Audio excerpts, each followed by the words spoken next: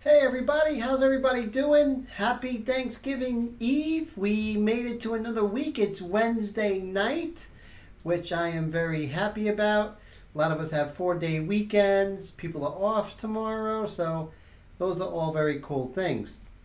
Let me go ahead and see if I'm able to select the event to authorize. It always asks me to authorize it on YouTube, so give me a quick moment while I make that happen. Just a few seconds. Because I have to see your comments. You know, we have to have that interchange. That's what makes this live stream special. You guys, that's what makes it great. Whoa. Almost there, guys.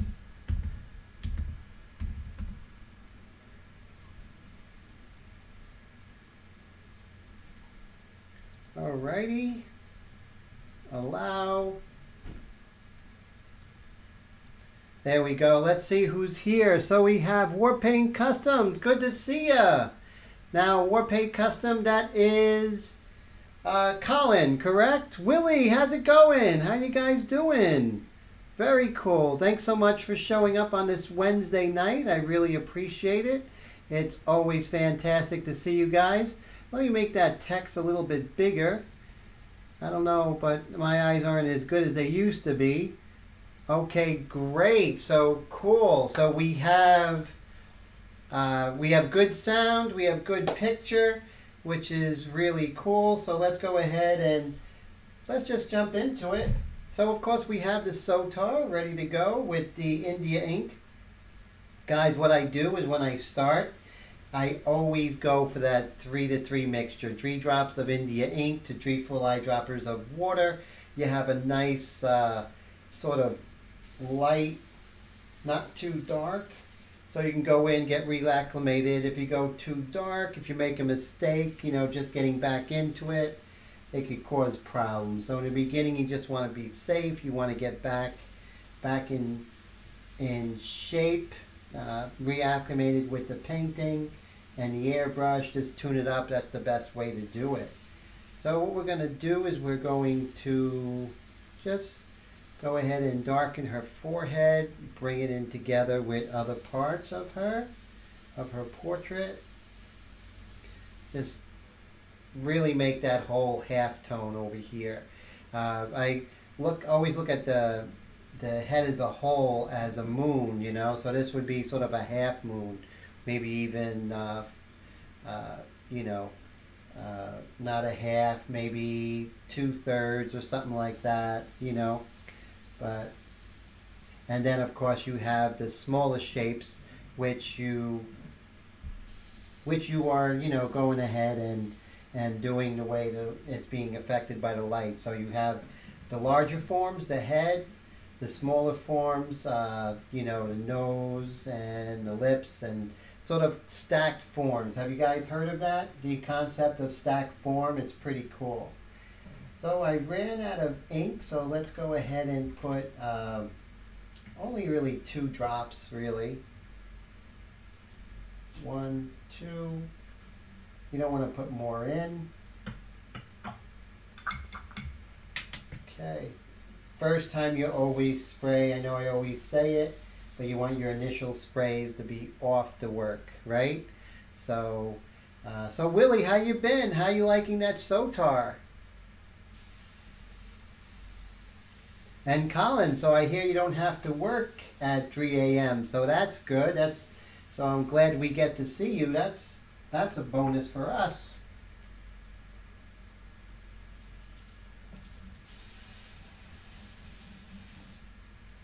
So I'm using the Blackbeard wheat.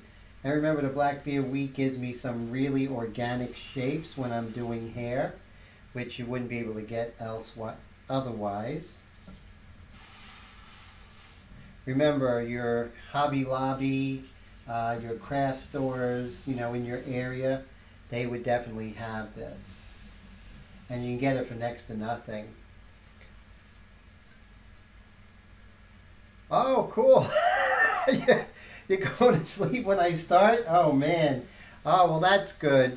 I I'm glad that today you're able to watch us live, and and your great comments and your insights, same as you, Willie. So Willie, I'm glad to hear you're doing well. That's great. So, Colin, you're in Canada. So tell me, do you guys have your own Thanksgiving? Do you celebrate our Thanksgiving at all?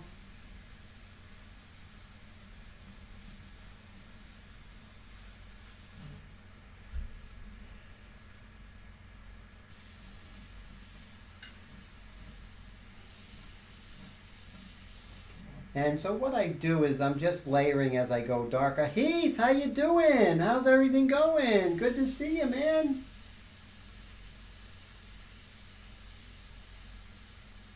Happy early Thanksgiving. Or Thanksgiving Eve. So as you can see, as we get darker, things start coming together a little bit more.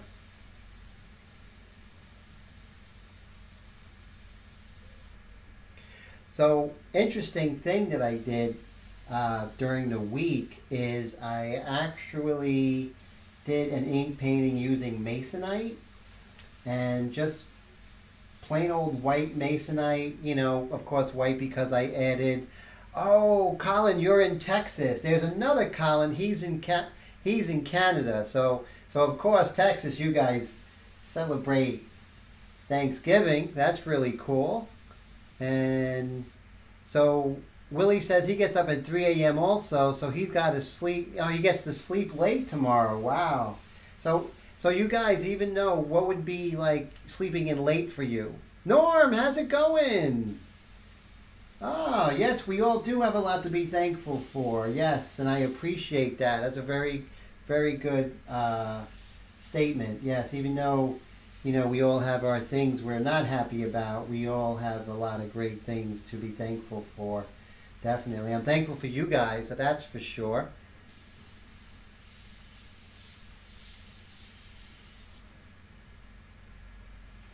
So what I'm doing now is just, playing with the values, getting things sort of in key with each other.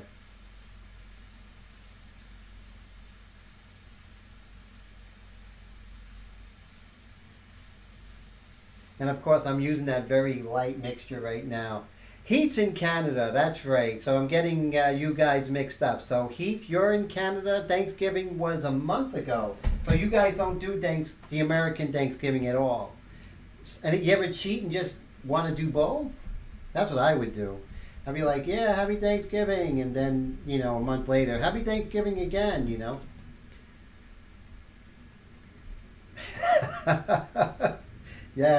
Yes, it's true. You guys think alike.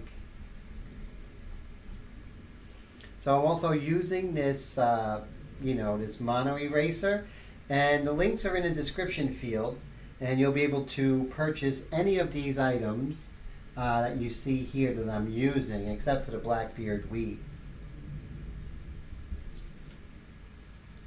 And the trick to this is just, keep it going, stay light, don't get too dark, plenty of time to go dark, plenty of time.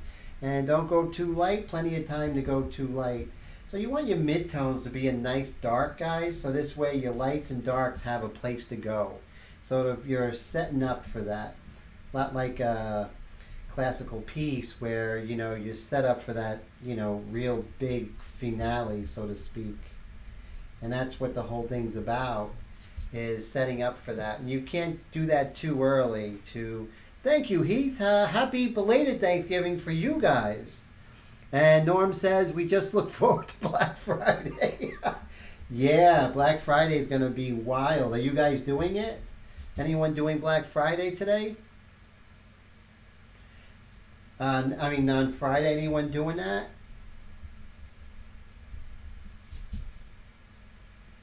I would love to do that one year, but every year I'm like, nah, I don't know. Seems crazy. I don't want to be the one guy that gets trampled on. That would suck, right? Or gets crushed to death by a sea of people because I wanted a flat screen TV that was $40 off. I could have ordered online.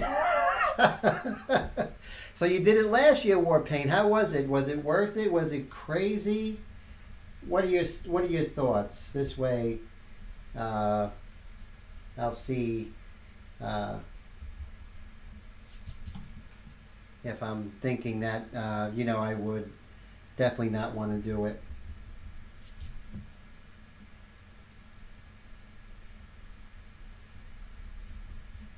So when I'm doing this, I'm just going to gauge where those highlights are, and they do go pretty much in a straight line.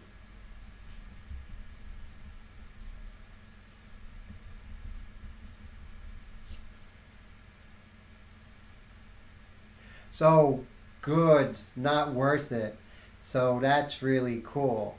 And he says he's in Ottawa, the coldest capital of the world. That really sucks. But I hear it's a beautiful city, even though it is cold. I don't mind the cold, definitely.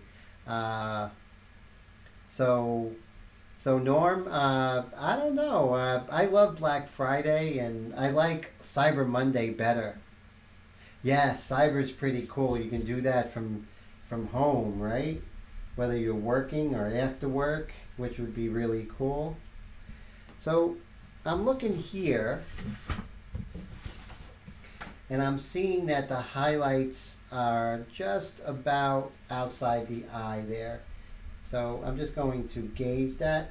And I'm setting it up because these are not the highlights. These are going to be the lights around the highlights, because if you just put highlights that aren't set up and there's not any kind of modeling of form of light, it's just going to look like, painted on white. We don't want that. We want to kind of set it up, So yeah, I'm pretty sure I'm not going to be doing Black Friday. That's for sure. I don't think so. So as you can see, a lot of this stuff is going to go a long way in getting her likeness. But we really shouldn't be worried about the likeness. We should just be worrying about paying attention to form. Likeness will happen on its own. So I'm not going to really say, oh, likeness is everything. Likeness happens when everything else is done correctly. It's sort of a natural progression. Heat says, you got that right. I have property near Bancroft, and here it's cold there. I live in central BC, but go to Ontario when it's warm and humid. Hate the humidity though, yeah. Believe me, I used to live in Orlando, guys, and that's the humidity capital of the world. That was something. I have a story. I was holding a piece of paper and I went to my car from where I worked. It must have been like 50 feet. By the time I got in my car, that piece of paper looked like a wet noodle. That was the most incredible sign of humidity in my life. Of course, it has to do with thunderstorms and everything like that. That's the lightning capital of the world, Central Florida.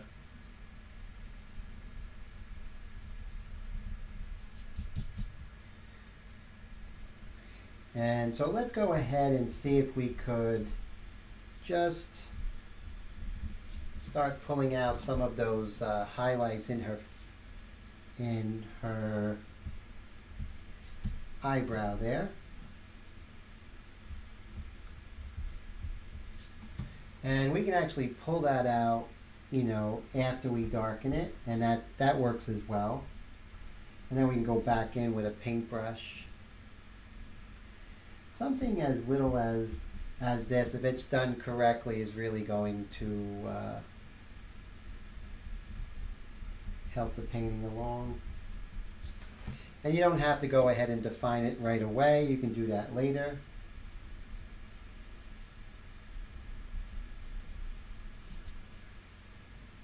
So that's cool. I always wanted to go to Canada, but I haven't gone yet, and I'm really looking forward to it. I really want to go. So it's definitely best to wait for the spring. Is that correct, Heath? Just looking for my favorite freehand shield. Oh, here it is, right in front of me. I love this one. This was made for me by a friend, which was really great. I really love this one. It's just a smaller version of the big one. It's the pinup shield, but someone made a small one for me, which is really, really great. I use it all the time.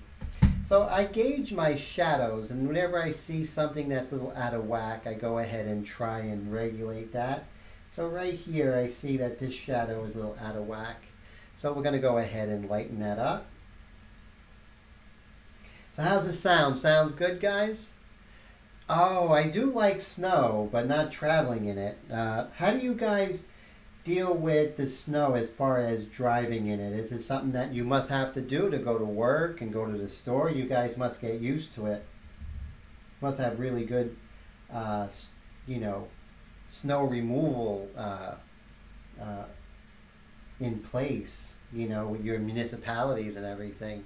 So Willie said he went once, but it was just for work, so really didn't get a chance to enjoy the country. Is that correct? So that usually happens, right, Willie?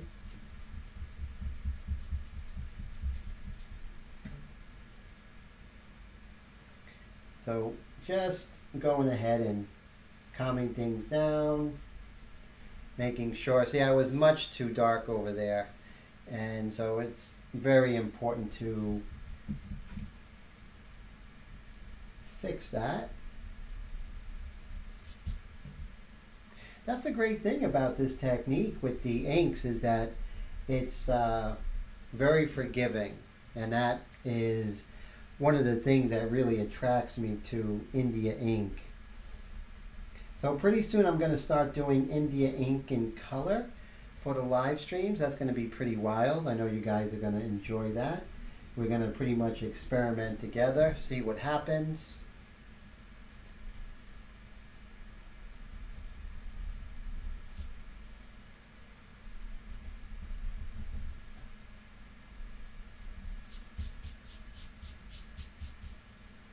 And you can also see where I went a little bit too dark. This is just like working with pencil, honestly. I feel like it is like working with pencil. You just have that same fluidity of working, going from light to dark with ease. And that is definitely one of the main reasons. Plus, it's much easier to get used to the airbrush and master the airbrush when you're not worrying about value. I mean, not worrying about color and worrying about mediums, and you're just using water and ink. Ink and water, that's it. And that's what's great. So, oh yeah, so Willie says he's looking forward to the color. Me too. And I'm going to do color, but I also really highly recommend just doing a lot of these, because you'll find that your control with the airbrush is really going to just really grow. Now, Norm says, Tim, is this an eraser pen you're using? No, actually, this is by Tombow. It's called the Mono Zero. Now, there's two of them, and the links are in the description field, so you can go ahead and purchase them from Amazon, so you don't have to search for it. There's two of them. There's the Mono Zero here, and this is the chisel one.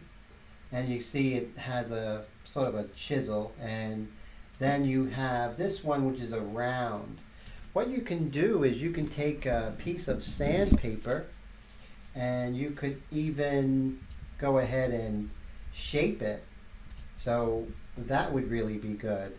So I sometimes will shape it with the sandpaper if I really want to get a really thin point. So I'm just going to show you guys a case in point. So let's say you wanted that hair real thin. You can pretty much see that, guys. You get real thin. Let me do a dark one. See that? You can really do some really unique lights by using this eraser technique. So it works really great. So you have this one, and then you have the chisel one, which is really great. Avery's World, how you doing? Colin, good to see you. Thank you so much. I appreciate it. He says the painting looks amazing. Thank you, Colin. I appreciate we got two Collins here. And then Heat says snow tires are mandatory. Yes, wow, that makes a big difference. I wish they were mandatory here because you got a lot of knuckleheads or people acting like knuckleheads being stuck on the roads and just leaving their car like, I give up, you know. That's no fun. You know, they just give, I'll come back, you know, and that's what happened. We had a surprise snowstorm during the week. It took me 5 hours to get home, which normally takes me 25 minutes because it was a surprise snowstorm. And we here in New Jersey, just outside of New York City, we were not prepared, and that was crazy. So Avery said you got your snow tires on. Now, Avery's World is from Canada, right? I think I got that right. So definitely you're from Canada. So so that's cool. So is Heath. And so happy Thanksgiving last month. I found out, Avery, that you were last month was your Thanksgiving. Sorry I didn't wish you a happy Thanksgiving. How was it? Ours is tomorrow.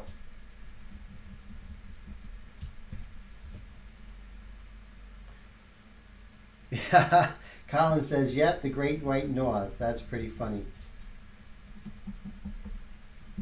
Yeah, I think there's some really great things happening. So I might be wrong, but what I'm seeing, guys, is that in Toronto, there seems to be a lot of really great things happening. Now, you Canadians, can you concur with that? Agree that there's a lot of great things happening in Toronto? I see a lot of really good photography, a lot of stuff. And let me know if that's correct. I'm seeing a lot of people on YouTube are taking off. It looks like a cool city. And let's see here.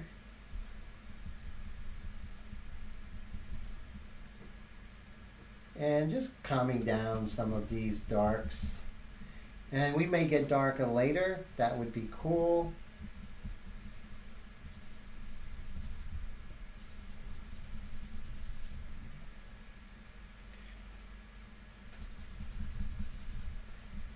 It's going to be nice when we come in with those highlights especially. So we just have to be patient that it's going to come together when it comes together. Right now we just worry about those large shapes, the midtones and the darks. And we'll worry about the darkest darks down the line. So Avery says the Maple Leafs are doing okay in hockey. Well, that's good. Yeah. So Heath says hi Heath. And so actually, Avery, you live near Ontario, North Bay, Ontario. And then Heath lives in Ontario as well. So that's cool. Or just outside of it. So we got a Canada connection going. That's great. There's an international live stream, even though it's countries right close together. So is there any other international people out there?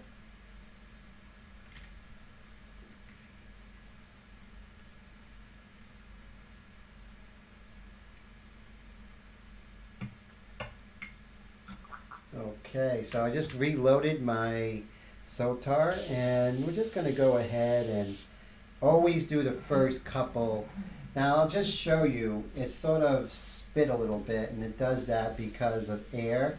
So you definitely want to dry that before I put my painting on there. So put some air on that. 3 hours north, okay. That's a little ways away. And as you can see, I'm moving around a lot. And I like to move around a lot when I'm painting because I'm seeing the whole, like in chess, you know, I'm seeing the whole board. So, you know, one part's not going to sneak up on me.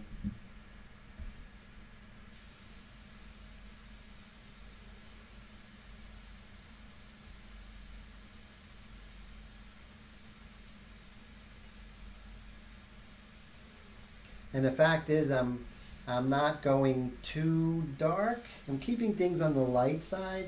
And I can see in my last painting session, I went a little dark. that happens. You just got to make an adjustment. Same thing here. I believe that I might have come out a little too much with these hairs here. A little more forehead. And let's double check on that. Yeah, a little more forehead. A little less hair.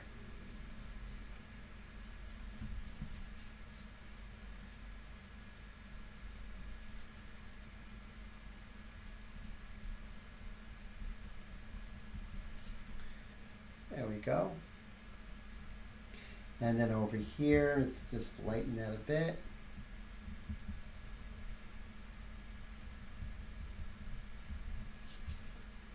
There we go.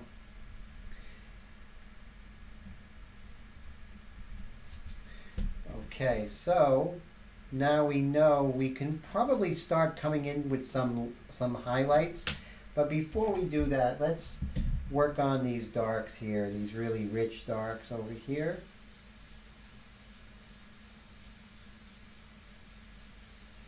Now I'm still going with that 3 to 3. I'm going to go a little bit darker in a little bit.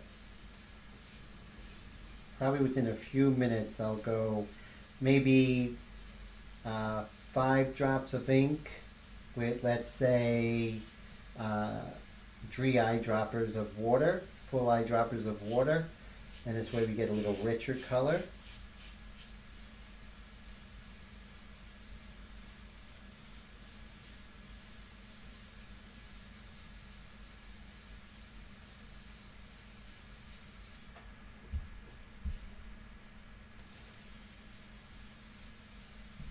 Same thing over on this side. We can go ahead and darken this out. Because this isn't dark, it's going to probably throw things off. So we want to, one of the things I like to do when I'm painting in color, drawing, whatever, is I want to cover everything first. And once I cover everything first, then the real decisions can be made. You start seeing things, sort of relationships and everything, which you normally don't see if you're just doing a piece here and there.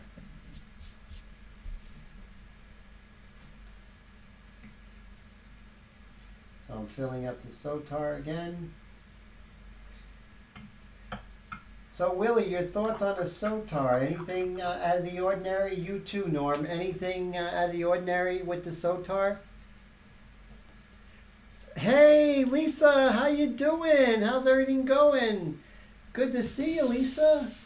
Now, Lisa was actually at my art show over the weekend. I was in a group show on Sunday, and I won a little award, not the big award, but I won a little award. And Lisa was there, which is very cool. So thank you so much for coming. I really appreciate that. That was in New York City, guys.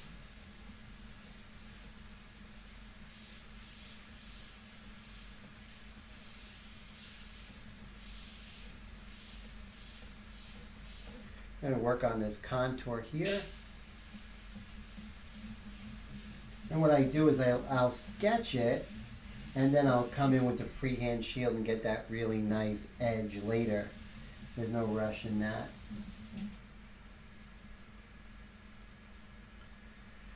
Interesting. So Willie says, yes, oh Lisa, it was great to meet you as well in person. And Willie says he's surprised how much the Sotar Slim didn't feel like the Badger. So didn't feel like a Badger. I think it's just head and shoulders over everything else that I've been, you know, for what it is, it just for the price, it's just amazing, right? And oh, so Norm, thank you so much for that. He said congratulations on the prize. The painting was selling for $1,500. So I think you might be spell check. If you're asking for the prize inquiry, it was an honorable mention, which is still pretty cool. I mean, it's nice to have someone recognize my painting amongst many great paintings that were there. Now the price was $1,500, but I didn't get any buyers. Warpaint says, missed that. You asked about the Sotar. Yes.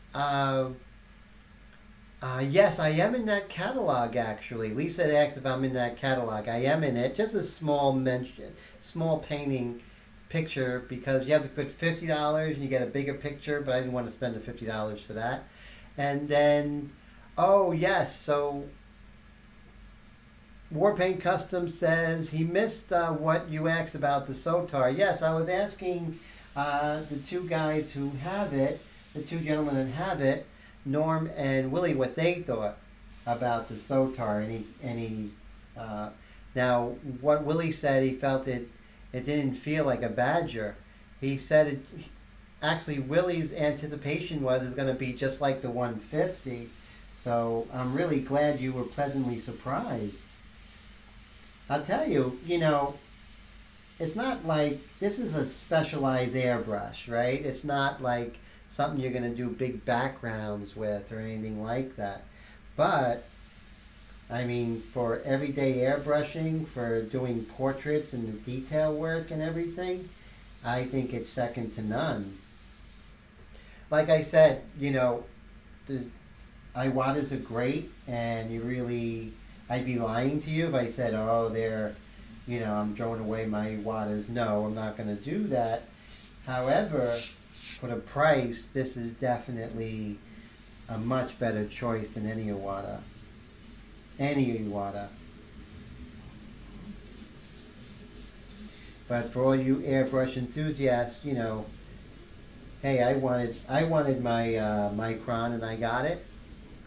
So Colin says here, Tim, is the Sotar Slim designed for the Badger? Actually, the Sotar Slim is a Badger. It is Badger's newest airbrush, and they really hit a home run with this one. Really did.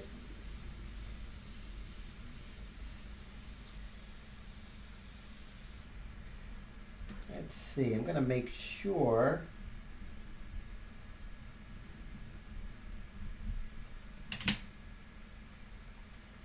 that I got all of this correct.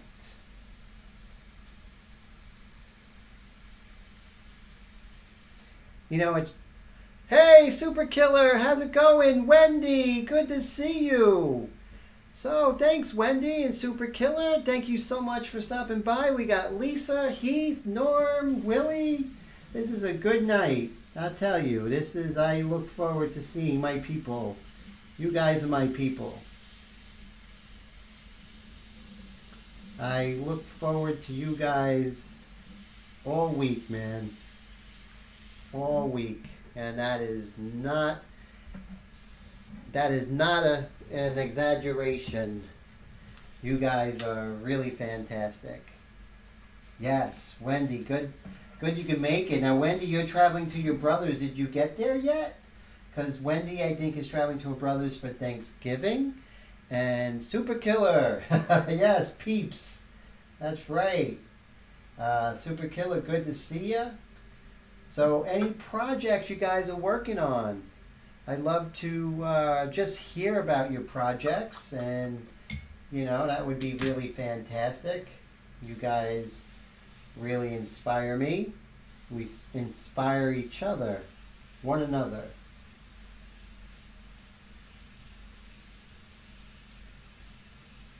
We're going to set up those highlights in that ear. So we're just going to darken things down.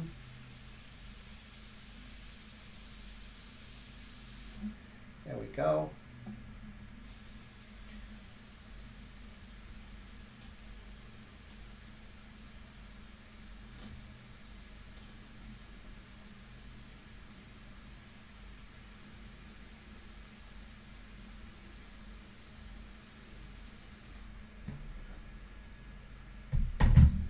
So I wanted to get the correct angle or distance that this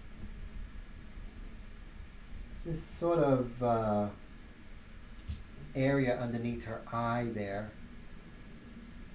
So then I'll lighten it up, but right now I just want to make sure that I have this area correct. And I think that goes a long way with getting her character. Some paintings go so smooth, everything just falls into place, and other paintings you just pretty much have to work on throughout the whole thing. Some are not as easy as others for whatever reason. I'm sure you guys find that out as well. So Wendy says, first time I have ever eaten at the Cheesecake Factory. Yeah, I go to Cheesecake Factory all the time. Oh, wow. So I'm glad you're at your brother's house. That's cool. Cheesecake Factory is good. I love their cheesecake. I had a mango cheesecake. That was ridiculously good. Just not fair to other cheesecakes. So Norm says he's meeting with Airfront. Oh, cool. So Norm says, sorry, brother. I'm meeting with Airbrush friends tonight. So funny. Lisa says that only 2 portraits for a holiday show coming up. I'll start them on Friday. That's exciting. I can't wait to see them, Lisa. Keep me posted. And Heat's doing a sunrise. Is that going to be regular paint or airbrush? I'd love to hear that and see how that sunrise is going. And Avery says, did Ken design the 2020 Slim for you, Tim, specifically to suit your style of artwork? I would love that, Colin, if I had that kind of influence yet, but not yet. But hopefully one day, right? That would be the greatest of homages, right? Someone make an airbrush just for me. That would be something. But he did actually give me one before it came out, which was pretty cool. So I was able to play with it before it was even on the market. So I appreciate that, Ken, if you're listening, or if you're listening to it in the future. Really was great. Yeah, airbrush and ink, definitely.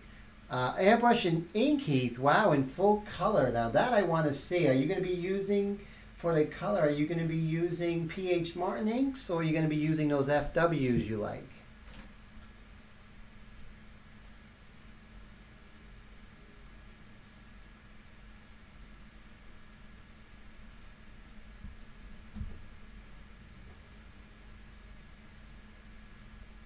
And I see that the hairs pretty much go to right about here. So I'm going to go ahead and establish that a little bit.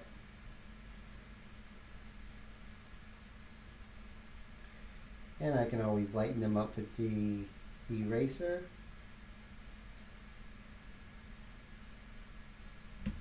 And the trick is to make sure there's a good space between them, you know, that's important.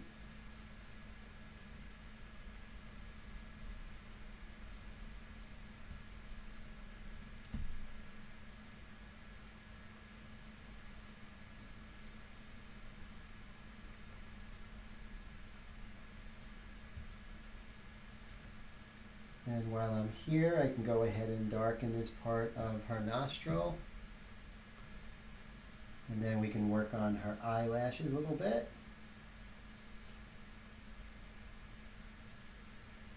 So Colin says, New York cheesecake once at Homesteads in Manhattan. Oh man, I gotta check that out. So where was that? Was that down by Rockefeller Center in New York, Colin? That's pretty cool. So what we should do is we definitely I definitely should set up a sort of a Facebook page just for you guys. So this way we could, you know, all post on that. That would be wild. I got to get around to that. That's something I was meaning to do.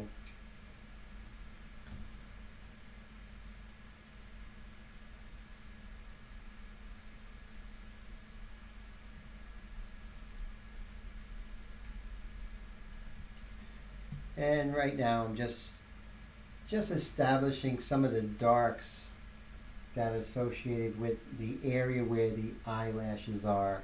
We don't want to get involved with the eyelashes, just maybe some of the shapes and some of the darkness that are caused by the eyelashes, and sort of give us clues on the shape of her eye.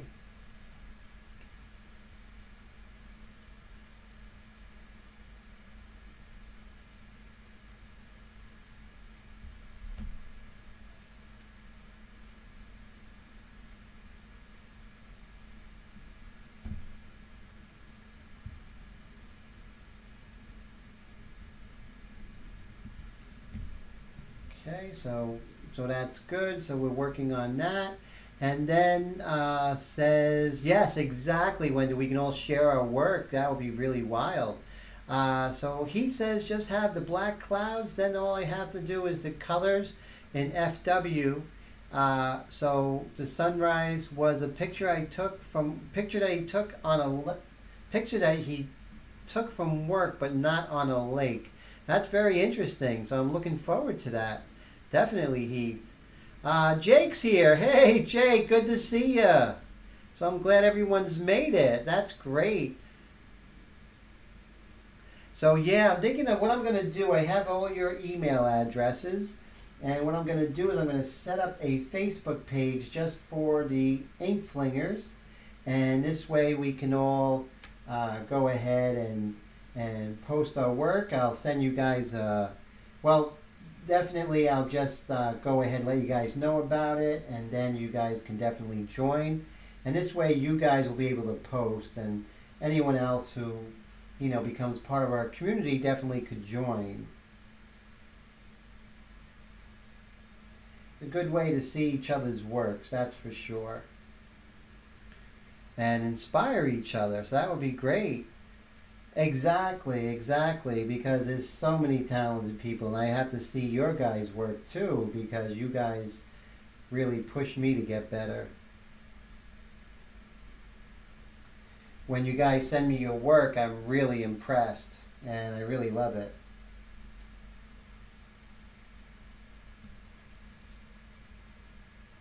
Okay, so as you can see, when I looked here, so you see this, guys?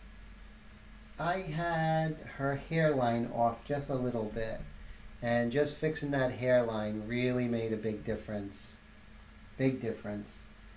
So, you know, don't worry about the likeness. Just keep going, looking. Don't get emotional about it. It doesn't look like her. Just stay with the program, and most likely she'll come together. If she doesn't, you'll have a very good looking painting. So either way, it's good because you're worrying about the big shapes and lights and darks. He said that would be fab. Share his... Oh, Lana, yeah, you should see that painting. Really nice. That's fantastic. So Kiva would like to see that. Is Kiva here tonight? Kiva, if you're here, put a comment. I'd love to say hi to you, which would be really cool. Wendy. Oh, yes, Heath. Heath and Wendy, you guys should hook up on Instagram. So definitely exchange each other's Instagrams, because that's where I show a lot of paintings I don't normally show. So I want to show you guys who don't follow me on Facebook and Instagram, this is what I worked on, which is really cool. I did this on Masonite. And so what do you guys think? This is a nude that I did, and I really enjoyed doing it. Difference is with this, I used, since it was Masonite, I took advantage of the frisket film.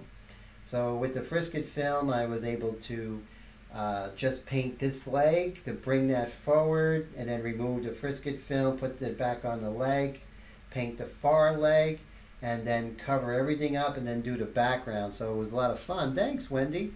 So yeah, this was done India Ink on Masonite. I didn't treat the Masonite, so it was just working on white, which gives it a definite different look to it. So that was what I did during the week, which was pretty cool. So definitely, you guys want to see one of the projects on Masonite as well as on the paper? Because I definitely could do one on Masonite, if you guys want to see that. Now, it is erasable and everything, but there are some advantages and disadvantages to the paper, and it will be good for us to explore.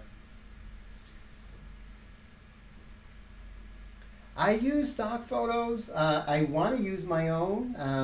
I'm always, you know, I was kind of broke, so I wasn't using a model because, you know, not many people are going to pose for free who are professional models. So, but I am going to be hiring a professional model pretty soon and doing my own photo shoots and working from them, which is much better. I'd much rather work from them, you know, because I have a, my own vision. I always love working from my own photos. I get to say exactly what I want to say. Let me get my tea.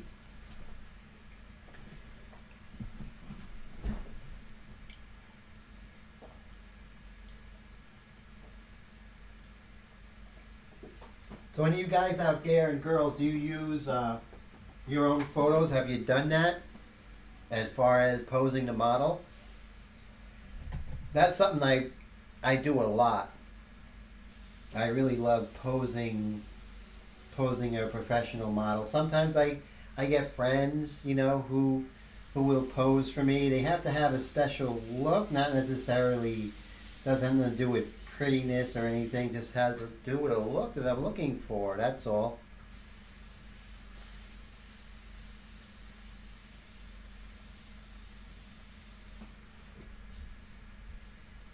And one of the things is when you're an artist and you ask certain people to pose, I never want anyone to get upset because I didn't ask them to pose. It's just it's just this intangible. It has nothing to do with anything. Just the fact is that that's what I'm looking for to paint, right? So Lisa says that her last few works were her own photos and friends' photos. Very cool. Yeah, I mean, I do use stock photos, especially when you can't afford to hire a model. But what about you guys? Anyone else photograph your own nudes or anything like that? So what I'm going to do is just lighten this up. This is a little dark, I think. So we're just going to lighten this up just a tad. Just a tad, not too much. And we have that ability because it's on paper. And all these different things is we're just sort of like seeing things much more clear as we go. Now right here, now look how things are starting to just come together. They're not coming together, it's just we're successfully refining. That's all that's about. That's all it is. Just successfully refining.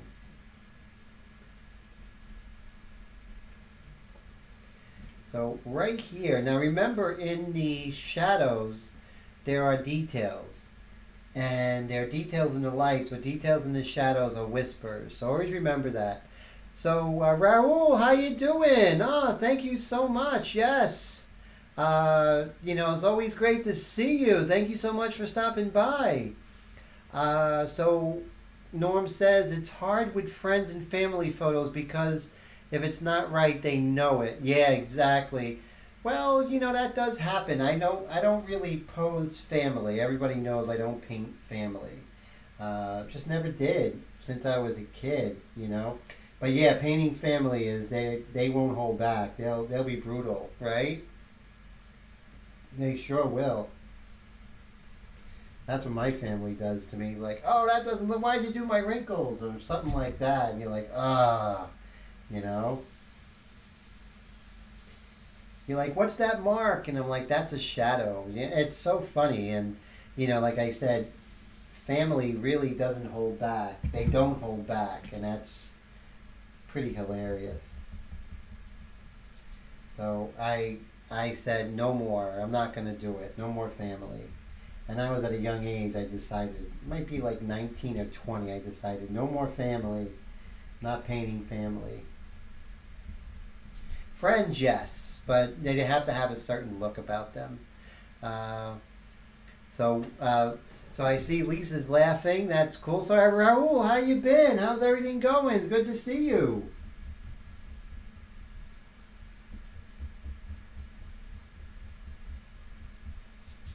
And you can see we can actually use this eraser and just sort of shape that light. Those lights in the halftones.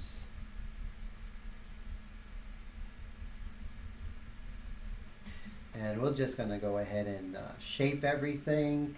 And where we went too dark, we're going to go ahead and calm that down, such as right here in that nostril. See how we make things up? We want there to be a delineation of the nostril from the cheek, even though when it's not there. So what we have to do is make sure that we control our subconscious by really observing what we're looking at. Don't let the subconscious get in the way, guys. That's something that we don't want to do. Same thing here. I know I'm just going to revisit her eye. There we go.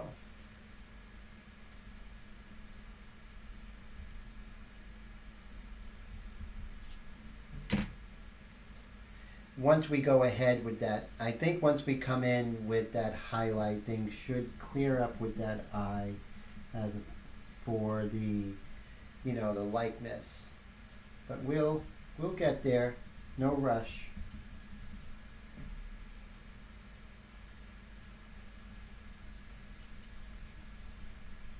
So this is a good question. I was talking about this. Who was I discussing it with? I think it was at an art show, about asking people to pose and how scary that actually is at times to ask a stranger to pose, because a stranger is going to most likely have that look, or someone you don't know.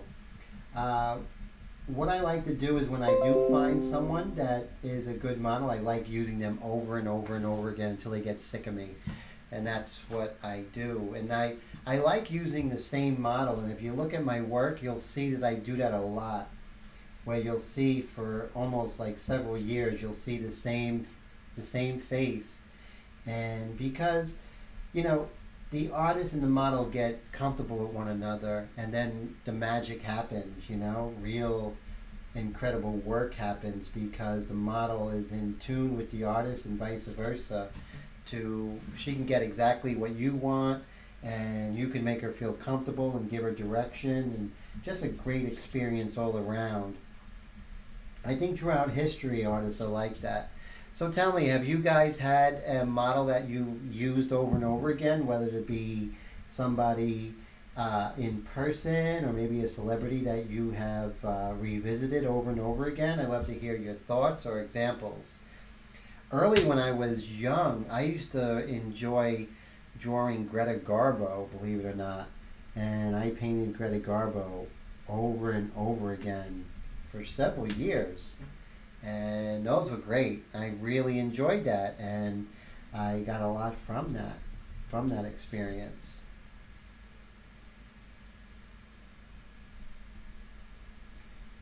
Okay, so we're just working on the whole. We're just bringing everything together. So Maldives says, nope, she hasn't used the same model over again. Wendy says no, and this is something that I really want you guys to do, that, to have that experience of using the model, of photographing the model and getting exactly what I like to do. Is I'll have an image in my head, and that image in my head could just be something that I write down on a napkin or something. It just comes to me. One of the paintings that really came to me was the dollar bill painting. And I just wrote that down in a quick notebook. And then I just kept sketching it out, and how I put the figure into the dollar bill, and then how I crop out the words on the dollar bill to say something that's totally different, and just worked it out. So after weeks of working it out, I found the perfect model, and then I had my sketches, and then with the pose, I posed the model and photographed her, and it was a great success. It really was. Raul says he catches every week, but his keyboard's broken, so I stay quiet. Oh, well, I hope you're always welcome, Raul, and you know, your keyboard gets fixed. But you know what? I always am very happy to hear from you. So thank you so much for stopping by, and you know, enjoy. But I love to hear your thoughts and everything like that, of course. Talking is always optional, so you know. I wonder what it would be like if we just had like everyone was on sort of like this huge. Wouldn't that be great if all of us was on this really huge like Skype call? That would be wild. So Maldives, so Lisa says, I have a friend who is game, but she's scared though because her skin is like alabaster and I don't want to mess it up. Scared I won't capture the beauty of it properly. Don't worry about that. That's okay. I mean, don't ever let fear stop you from creating, because you know what?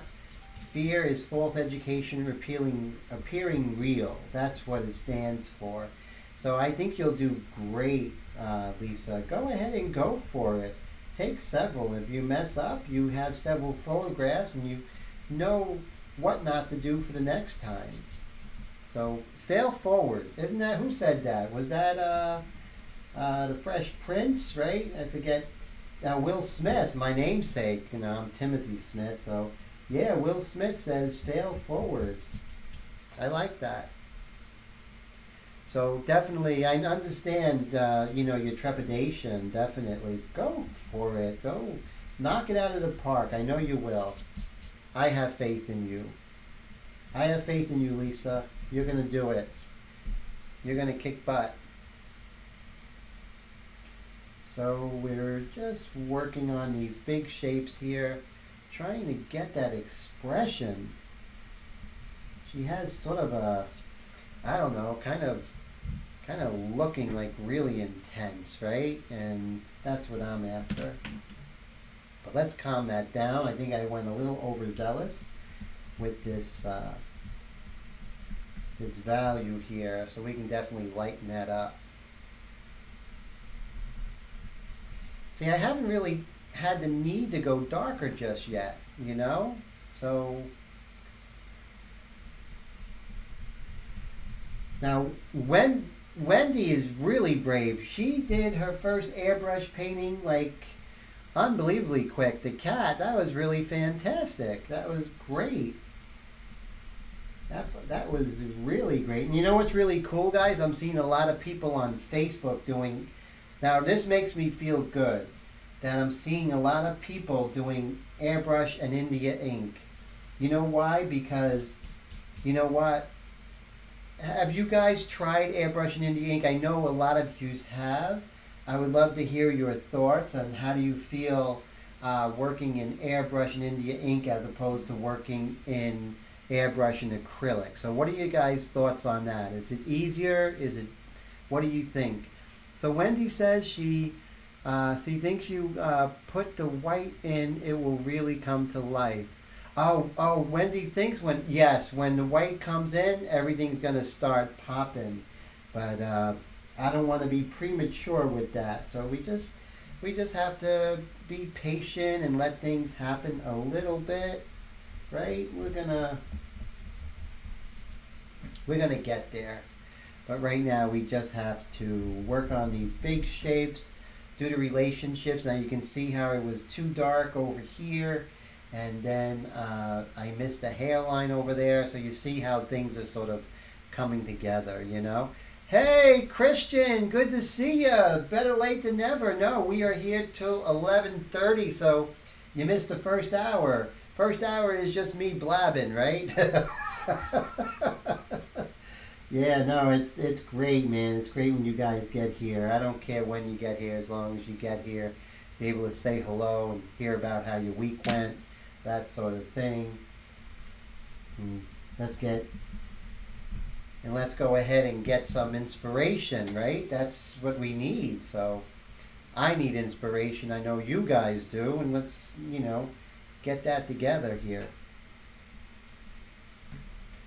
So, okay, so we are going to pull in that light, and then we'll get that dark a little bit afterwards. So this is exactly how I was doing my Train Girl series in pencil. There's really no difference, very little difference. The big difference is that in pencil you can't get these really rich darks, you know? And that's what I really hated about pencil, is that when I went in with my 6B, it would be shiny as heck. It would look good in person, but when I went to do live streams and videos, oh my God, the glare was just too much. It really was just too much to deal with. Starting to get that expression of Tara. So I hope Tara comes and sees this live stream done of her. That would be interesting. So that's what I'm hoping for. So this would be great. So this is my thought, guys. One day I'm doing a live stream of a celebrity. That celebrity not only goes ahead and likes it, but comes on the live stream, talks to us, and then the video goes viral, and then we're on the ground floor of something huge. I know things are going to pick up and we're going to do really well, but I really would love something like that. I think it would pretty much set things afire. And, you know, right now my subscriber base is 1,759, which is growing at a good rate because I get to meet almost every new subscriber. I get to talk to you, get to know you guys. And that's cool. This is a very good stage to be. But I think when things explode, we're just going to have special live streams for you beginning. Those people who were here at the ground floor, you know. I'm not going to go ahead and put you in a sea of people. I'm definitely going to give you carte blanche to some special live streams, that's for sure. Yeah, well, exactly. Wendy says better learn Twitter. I do know Twitter, but it doesn't seem to be effective just yet. I don't know. It's just, you know, they're probably getting a sea of people just drawing them and everything. And I remember one time, let me go ahead and make sure that I am in focus. So what I'm going to do is come over here. So I can see I'm out of focus just a bit. Watch this, guys. I'm just going to go ahead and micro focus. So while I'm doing that, we can just go ahead and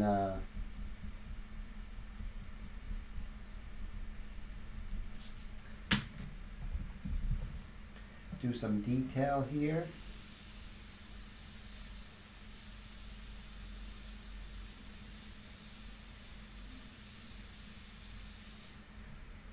So you see I'm getting a little skin texture here. Trick with skin texture is definitely move around. You want the value underneath to show up. That's important. So you definitely want to have spaces in between. That's what's going to give you that texture. Same thing right here. We're going to have a little bit of a texture. And what I'm going to do is just create some texture with this mono eraser. Just create a little bit of texture here, nothing too crazy. And then we can dust over that. Same thing with over here.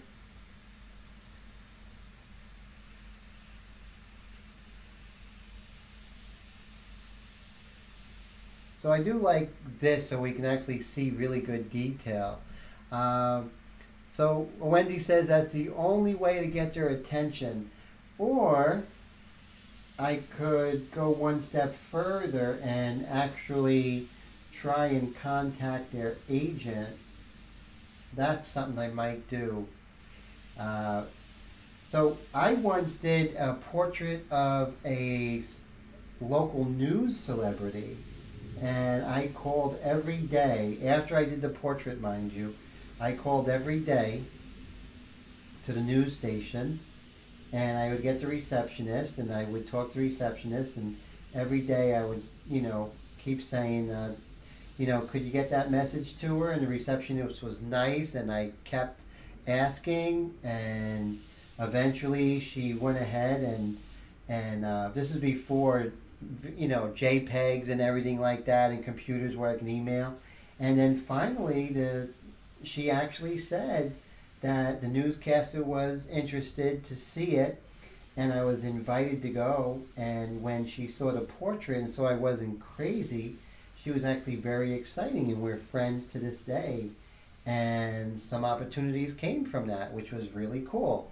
So, you know, Instagram is, I'm going to do Instagram, Wendy. That is a great idea. Not Instagram, but I'm going to do Twitter. You're right. That's the best route. But I'm also going to go the analog route, which is just regular, just contact the agent, let them know. It would be really good publicity for them. And, you know, maybe even give them the portrait for that. So I think it's worth a shot doing both, right? But definitely, Wendy, thank you for that. And thank you for pushing me to go ahead and get a little better with Twitter, because Twitter is not my strong suit. Instagram is big, yes. And that's another one where I haven't really gotten much in Instagram. So, okay, guys, out of all these, I want to hear, what is your most, as far as social media, what is where you have the most friends, or and you spend most of the time with posts? I love to hear what you have to say, since you're all artists. Now for me, it's a 50-50 with Facebook and YouTube. I have almost the same, like around 1,800 for each of them. About 900, closing on 800 for Instagram, but really only 86 on Twitter, which is really crazy. So Wendy says she doesn't even know how Twitter works. Signed up for an account years ago. Mostly Facebook. You're great at Facebook, Wendy. I think that Twitter is, you just basically say these little things, you know, in a couple of sentences, what you're doing, post photographs. I don't think it's anything too in-depth, right? That's for sure. What do you guys think? Let's go ahead and create some texture over here.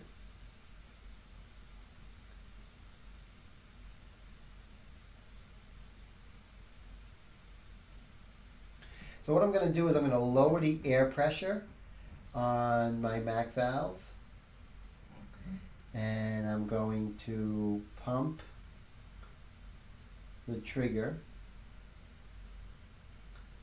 I'm going to keep some spaces around.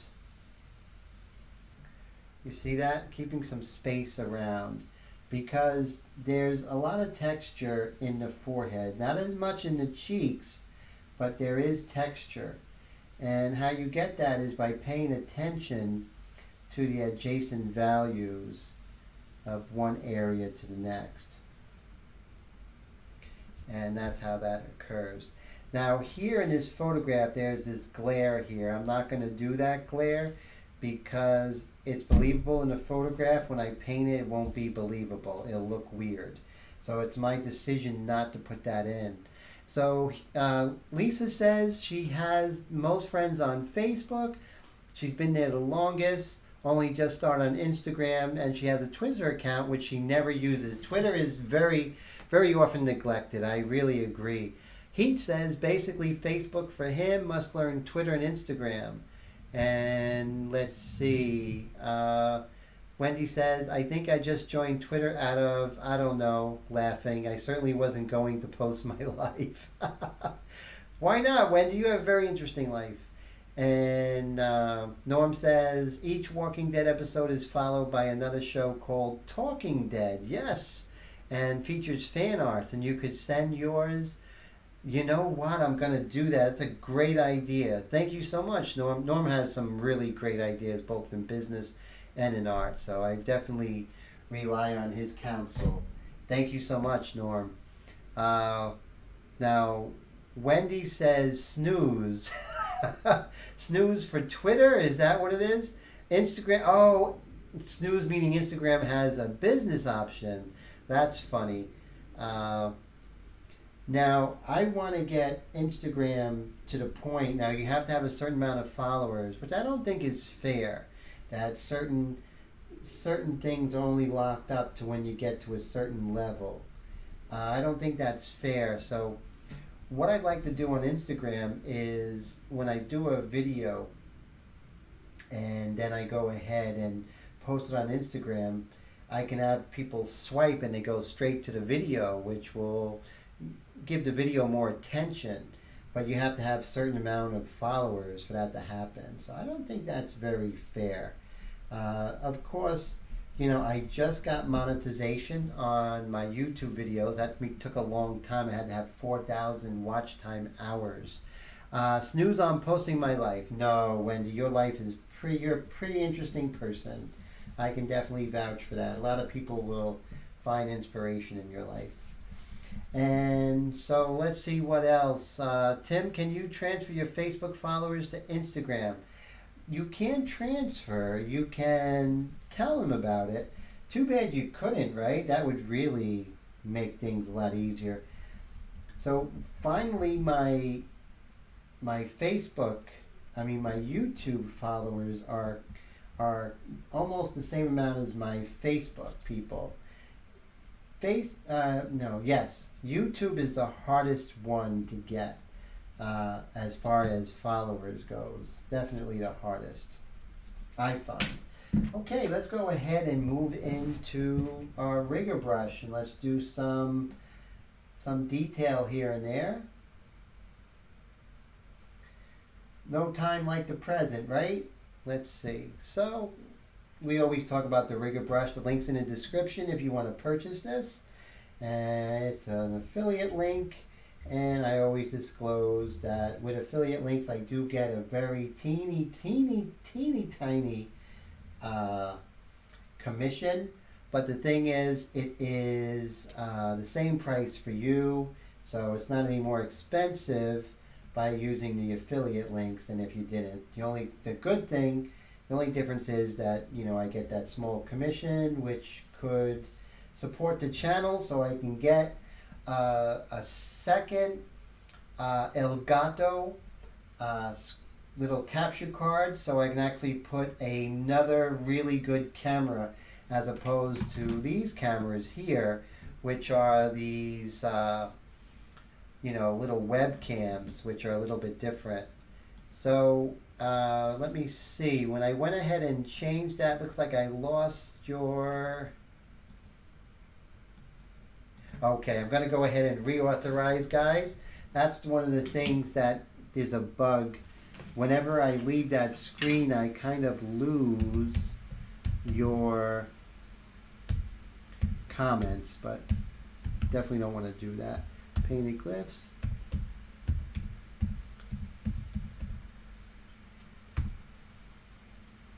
Okay. Let's see. This should fix it. Like I said, I'm the talent, tech support, the writing. I'm a one-man band here, guys. Bang, there you are. You're back. Okay. So yeah, you definitely can't just transfer. I wish you could. I wish I could transfer everyone over to YouTube. And that's where my goal, believe it or not, for 2019 is to hit 10,000 subscribers. I know it's a lofty goal, but that's my goal. 10,000 subscribers.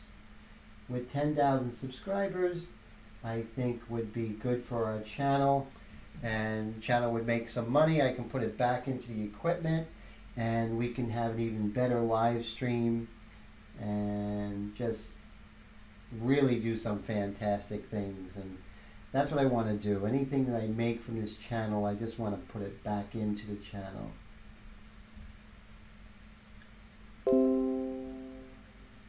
And let's see.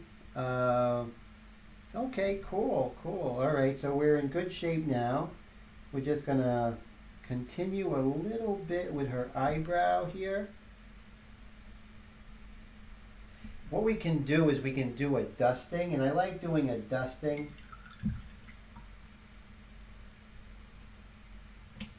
Let's see.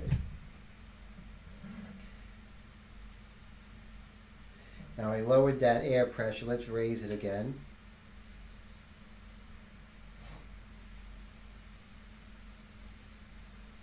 So did you guys see my blog on getting the proper air pressure, the PSI? What's the best PSI for your compressor? So you guys want to hear that again? You know, if you didn't read that blog post that I had, because it pretty much simplifies the whole thing. So I'll be happy to tell you that again for those who haven't heard it. And it's real simple, you know, it's not anything real complicated. It's so simple, it really, you know, everyone makes it such a mystery, but it really isn't a mystery, guys.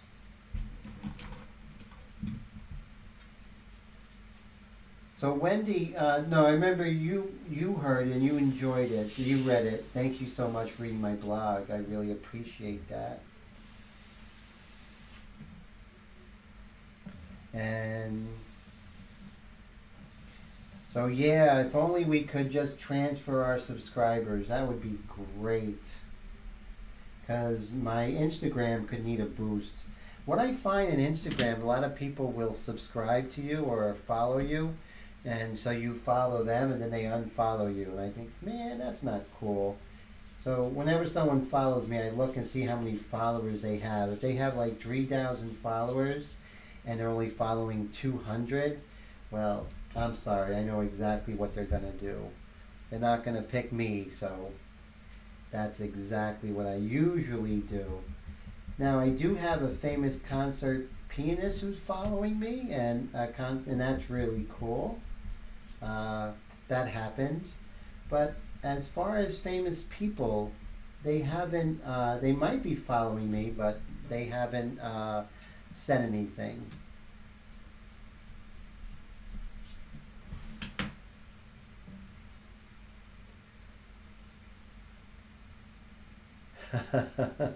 So Lisa goes, and that does happen, right? And Wendy says that's horrible. Yeah, you know, but I can smell them now. I can smell who's doing that almost. So, and then every once in a while I go ahead and check and see, you know, who I'm friends with, and they're not friends with me, and I give them the boot.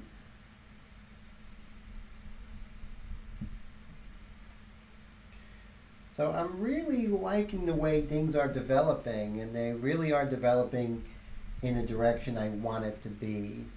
But it's just coming slow, you know, little by little, like this chin area here. You can see the chin area is a little more broad, and I had it a little on the thin side. And those are the things that, you know, resolve themselves.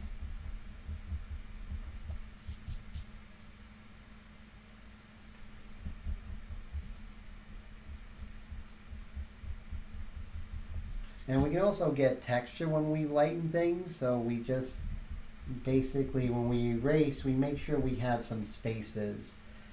It's the spaces or the lines in between. Read in between the lines, right? That's where we'll find a lot of the definition and a lot of the telltale details that make up someone's likeness. And it's all about the details, right? That's what it is. All about the details, guys. When you're getting in this stage of the game, yes, details become much more important. In the early going, it's the masses. And then as we get to this stage, it becomes more and more the details. Little things like this here.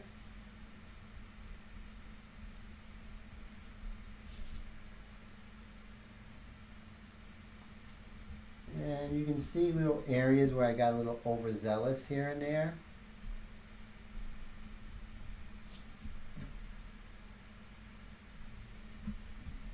And the whites are really going, when we come into the whites, it's really going to pull in some of the detail in her cheeks and everything. See, this area you have the really strong dark, but in the photo on this end, it's really blown out. And the fact that it's blown out is that there's a really short shift between your midtones and the lights. So you don't have that dynamic range, as they say in photography. And the dynamic range is your range from your really darks to your light. You see it's here a little bit and over here, but over here the changes are very subtle. And there's not a big range of values, meaning darkest dark and lightest lights are pretty darn close to one another.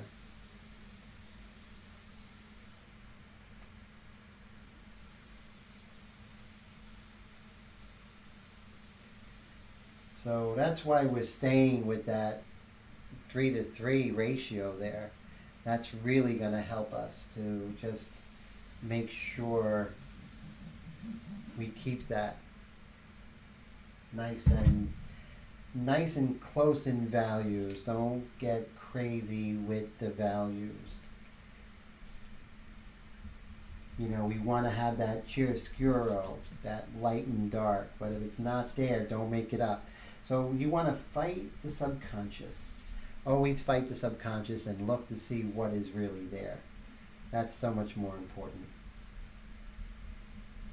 Now, if you're consciously making those changes, that's a different story, right? That's a whole different ball game.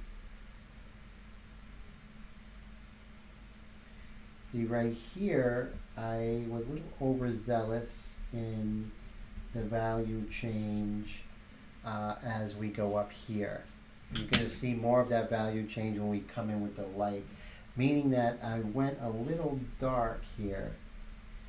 When I come in with those lights, that's where I'm going to see it, because it's not so much that the corner of her mouth is dark, it's just that it's darker than what's around it, which is going to be lighter. Okay, I hope that makes sense.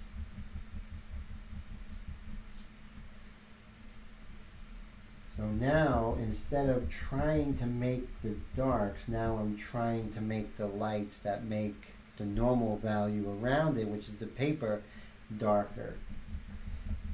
So you got to make that decision, you know, key to lights, is it, you know, what's going on around it? And that's going to make a big difference, a huge difference.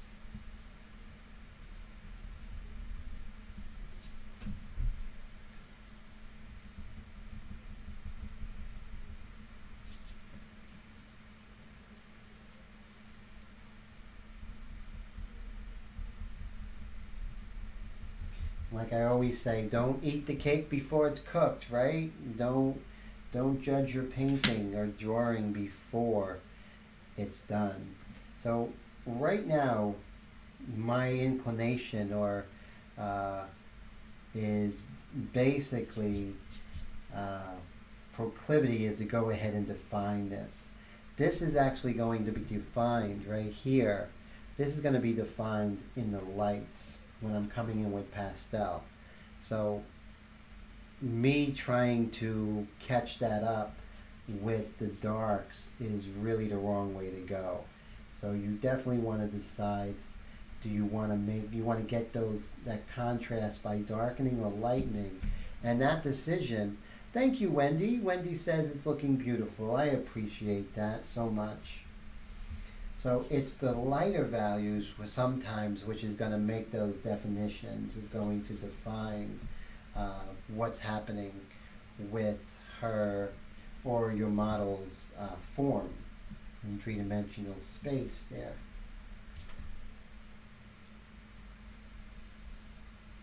And then we're just going to clean up a lot of these edges here.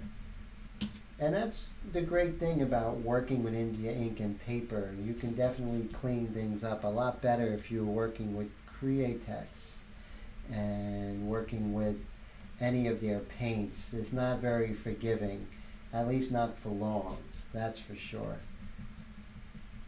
Unless you're working with the Drew Blair, and that's different. You know, his illustration paints are very forgiving.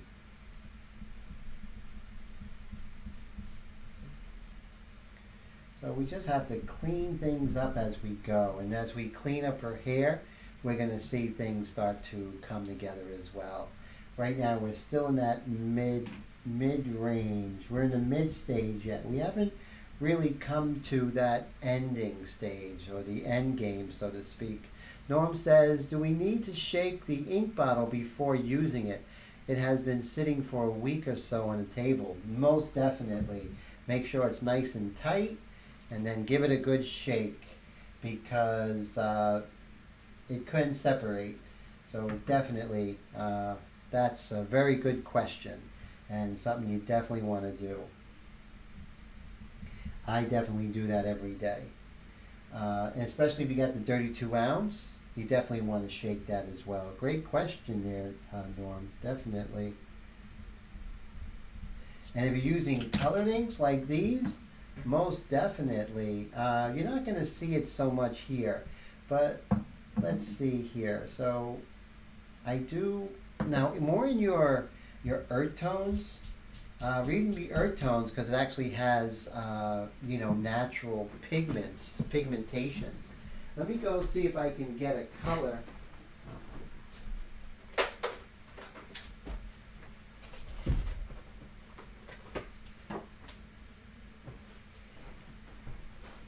Here's a color with FW. Now this is the best India inks as far as color goes, and you can see that color has actually separated a little bit. See that? You have a lighter tone, then a darker tone. Make sure it's tight. You don't want to do what I did and have ink all over the place, and give it a good shake, and then you have a nice mixture. And with these you have to shake really well, so that's definitely, with the white, definitely shake it, because that does separate. So see that? You have some separation.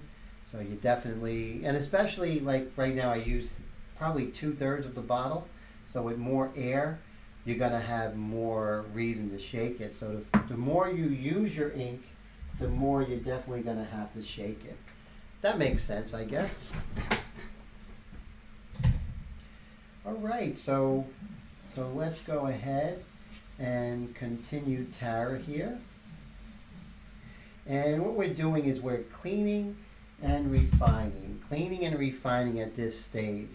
Keeping things light, setting up the darks, slowly coming in with the midtones, and we'll set up the lightest lights, then the highlights, and then really set up those darkest darks and the really brightest highlights, and just bring it all together.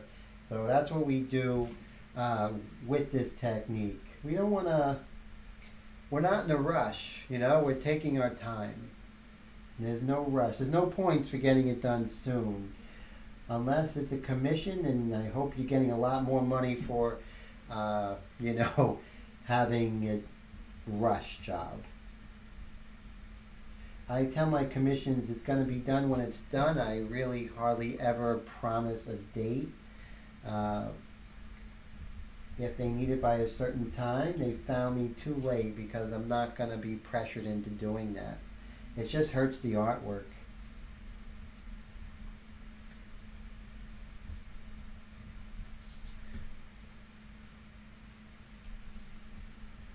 So I can see here we have a lot of lighter value here. And that's part of just cleaning things up. And you know, I get overzealous too, you know, it happens. You know, in the beginning I might get a little lost and my values would be off. But I'm not looking for the values right away. I'm just looking for something where I can have everything down, and then, you know, find those values as I go. Norm says, that's what I thought, so I made a paint shaker with an old jigsaw. Wow, really? It's loud but amazing. That must be really cool. So, now where are you located? What city are you in, Norm? I'm sorry I forgot.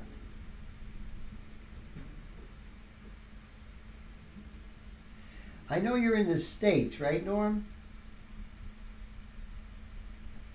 Let's see. So Super Killer says Badger makes a great paint stirrer when you have pigments attached to the bottles and they don't want to mix back in. Really? That's pretty interesting. Wow, I got to look into that too. Thanks so much. I'm going to talk to Ken about that. Maybe we could have, you know, Ken help us to maybe feature some of his products. That would be great. Sort of a live stream that we can actually feature a product or so every now and then. I think that would be good for Badger and good for us. So that's a great idea. So I definitely want to check on that particular paint stirrer. Now there is a delay from when I talk to when you guys get the message. So that's why when, you know, your message comes later. So Jake says he's getting a Sotar 2020, not the slim, no. He's getting the one with the top feed, little bigger bottle. So that's going to be exciting. So I'm looking forward to Jake's Sotar 2020 experience. And so I'm actually going to talk to Ken and see if I could get a myriad of the, you know, see if, you know, if I could do some demonstrations with some of the other Sotars. Now, somebody out there was, I think it was Super Sicko, talked about that side feed that really intrigued me. Side feed Sotar. That's pretty exciting. So he uses Spectratech paints, and that's also by Badger, which is pretty cool, Jake. That's pretty neat. So he says he loves them. He does really great things with you guys to check out Jake's work. He does some pretty cool stuff. That's for sure. So, you know, we are not in a rush whatsoever. We're just taking our time, and we're just making sure the shapes are correct, that her nose and nostril are in the right position. And as you can see, we just need to lower this down right to about here. And then we lighten that area up, which really does a lot to the definition of Tara here. Alana Masterson, such a cutie.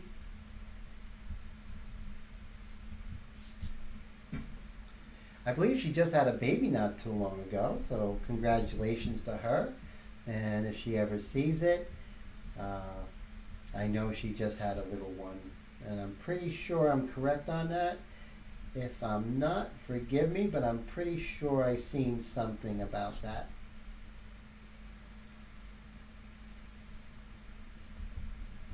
Now, when I find myself working on an area too long, I move away. So I'm moving, so you see I'm working on her nose area too much. So let's move along a little bit.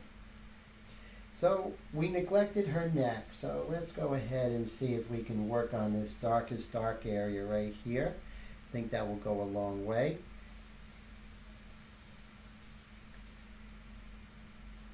So Super Killer, the Badger paint mixture at $20 plus the same device as the IKEA milk frother for $2.99. Oh man, so that's interesting. So the trick is not to use the milk frother with the Badger and then go back to your cappuccino. That would be horrifying. Yeah, you know, there's so many makeshift ideas out there, especially when it comes to things like Frisket film, and there's so many different ways of doing it. That's for certain. Okay, we're gonna fill my Sotar 2020. Remember, just 2 drops. That's it. 2 drops, no more. I have my mason jar filled with lots of water so I can clean my eyedroppers out. Okay, and I don't want to contaminate this water, which I'll use.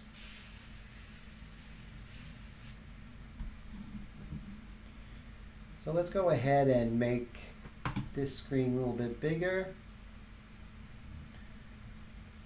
so you can see a different view today. So, you know, as you can see, I just painted this, right?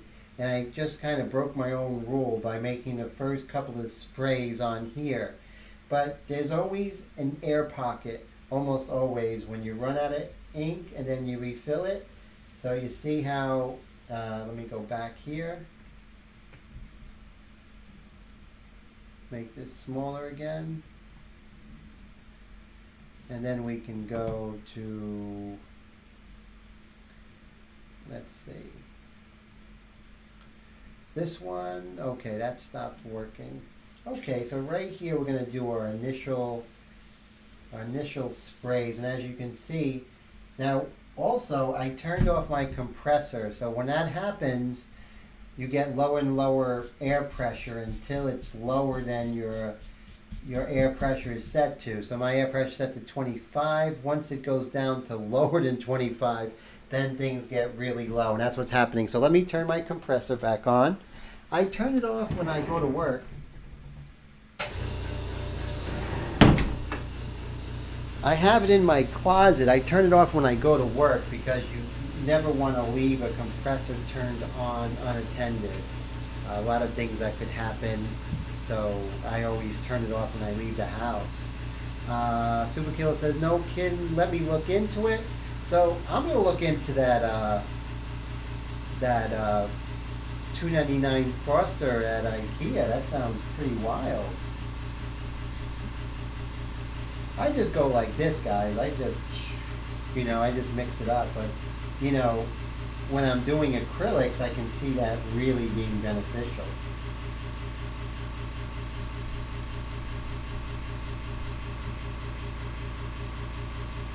Okay, so let's get back to working on her neck area here. So that's something when I go darker. So right now we're still in that mid-tone stage. Things are not really black. This is not my darkest dark, although it looks like that right now. When I start coming in with the richer darks, things are really going to start happening. Definitely. So here we have a little area of hair right here. I think we can actually establish that much better with our rigger brush.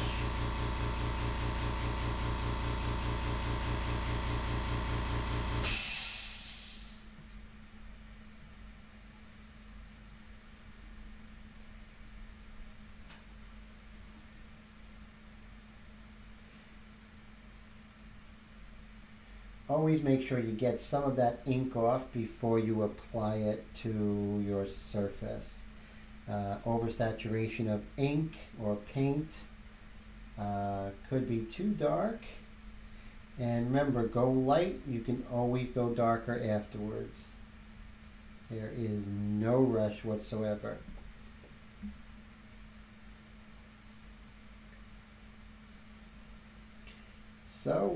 So far we're having a pretty good time with the live stream, and we're making good progress with Miss Masterson here.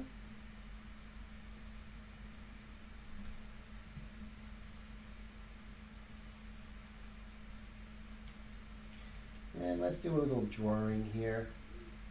Draw in her hair, some of these shapes.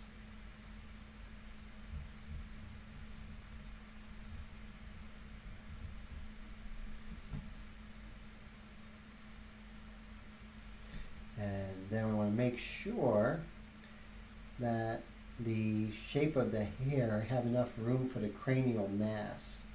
That's always important. And that's a glaring mistake that could happen to any of us.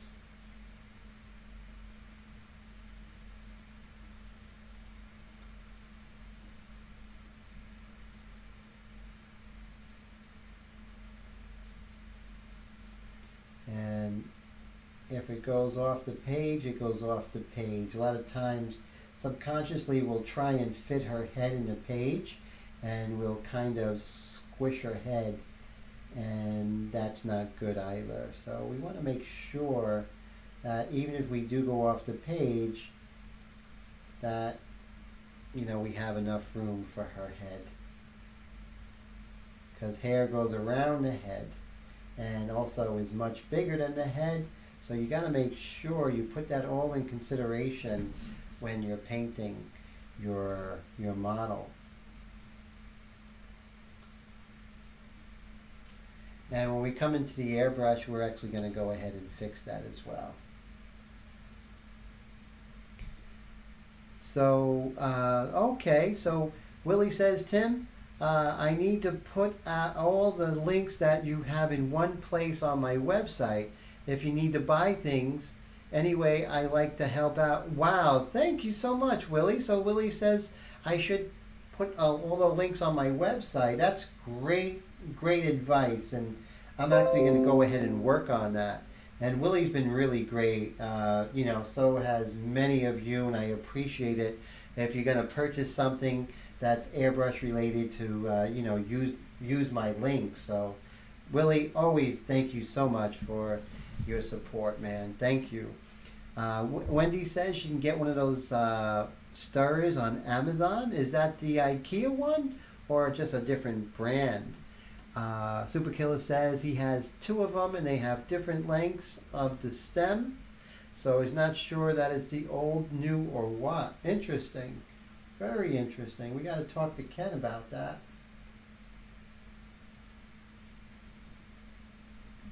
There we go. And we are going to go ahead and maybe start pulling out some of these errant hairs here.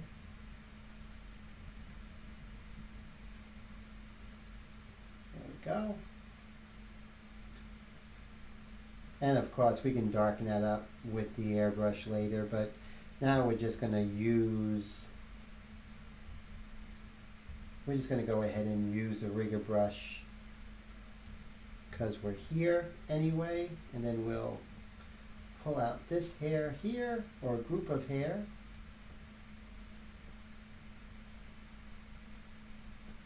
See that, and bring that out.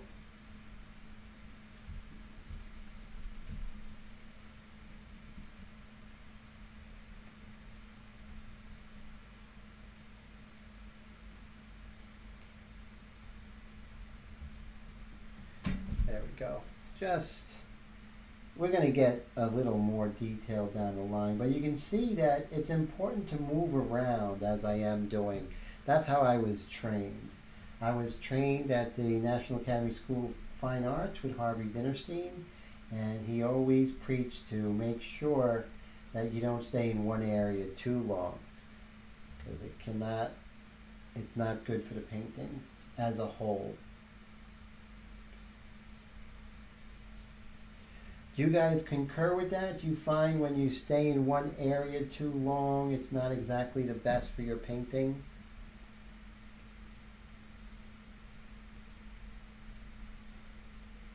So what I'm doing right now is almost like painting an area, like, you know, like let's say, you know, putting a laser where it will get bombed later with a missile or something like that, using like video game vernacular.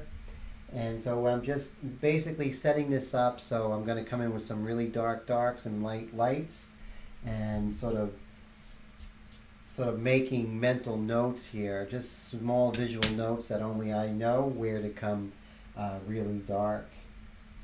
Always try to make analogies, you know, to different aspects, different principles, different disciplines. So Norm says, right, you would need to remove the spring to make the loops smaller. The rest is the same. Oh, okay. So Norm, we're talking about that little paint mixer, right? Okay, cool. And Wendy says she thinks that our brain gets oversaturated with the picture if you stare at something too long. I think so. I think that we need to see the forest for the tree. So if we're looking at the tree, we forget about the whole of the forest. And I think that's easy to do. And that's what I was taught, and I stick to that. I learn new stuff all the time, but you know what? It's always good to go home with the date that took you to the prom. So I always stick with the principles and who my mentor was, and I learned a lot of great techniques, and some by Airbrush people, some by watercolor people, but I always stick to the principles of my teacher and mentor. And it's good to add here and there. That's for sure. So we have here, Super Killer says he's seen a lot of colored pencil people on Instagram, and they do it inch by inch. Sometimes, yes, I think that, if you want that really tight photorealistic thing, I'm not going to say that's wrong, but I think the work does look a little colder than if you, and I don't know, it seemed the painting process, I want to paint like the old masters. I don't want to paint like an inkjet printer. I want to have fun, and I want to, move around, and I just think it's a much more fun experience to move around and to know that I'm painting a lot like Vermeer did, or a lot like Rembrandt did. And I think the work does, when we do it that way, because I was trained this way in a very classical sense, and you'd be surprised that a lot of people say that the work looks more studied. It looks more like somebody who learned in an artist's studio. What are your guys' thoughts on that? Do you find that when we go ahead and just do piece by piece that it's lacking, or do you guys think that the ends justify the means? I'd love to hear your thoughts. No right or wrong answers.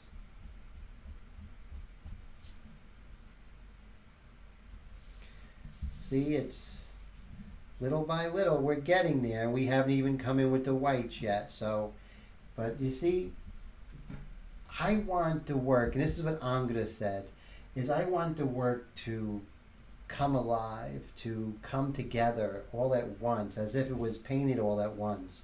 That's what I want, and I think it gives more life. Heath says that moving around allows the picture to develop evenly. Exactly. You took the words right out of my mouth. Exactly, Heath. That's so important, and I'm sure you saw that when you did that actress not too long ago. Lisa says totally agrees that that we love the same classical artists, and that's why I've been practicing Grisaille.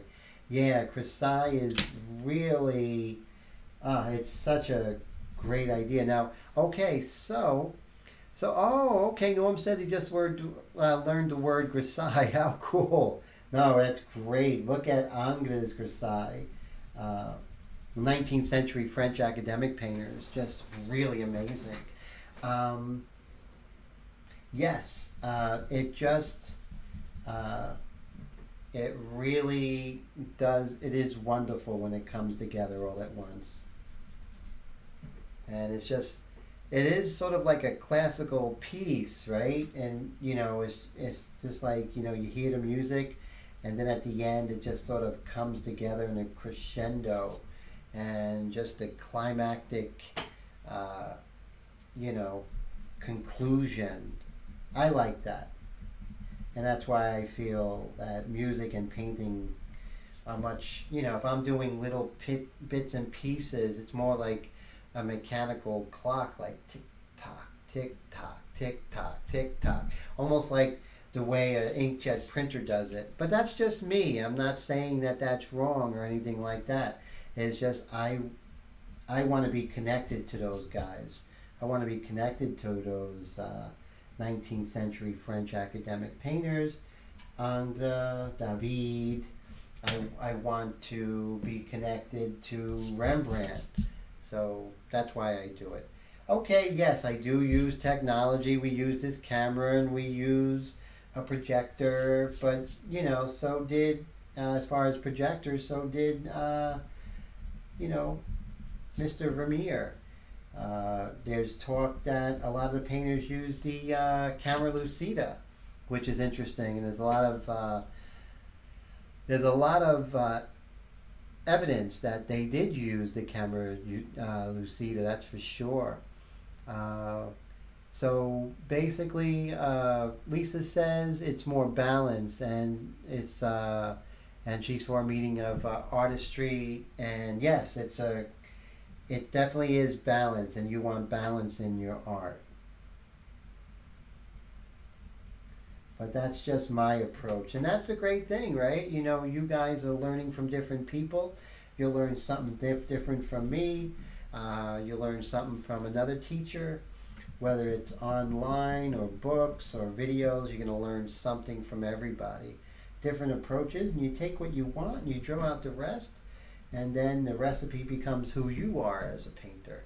So definitely take what I say and use what you want and draw out the rest.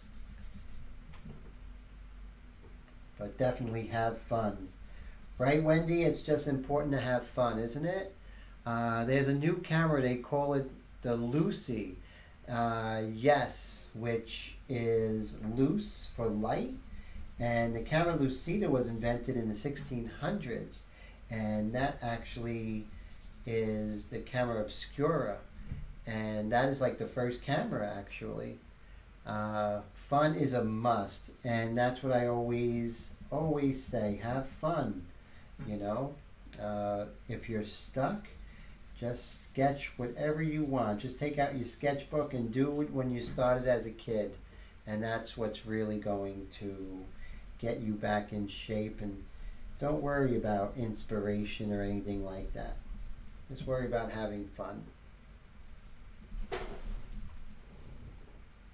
So we're doing pretty good, and I think we had a very interesting and exciting live stream today. A lot of very cool people here as usual.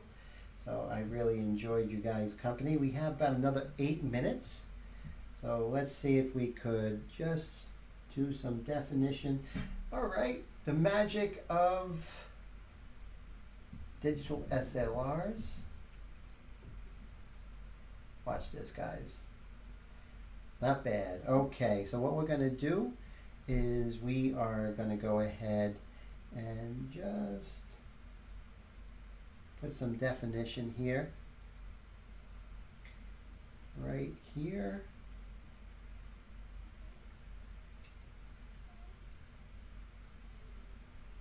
Just like that. Same thing, there's a little bit of a line here.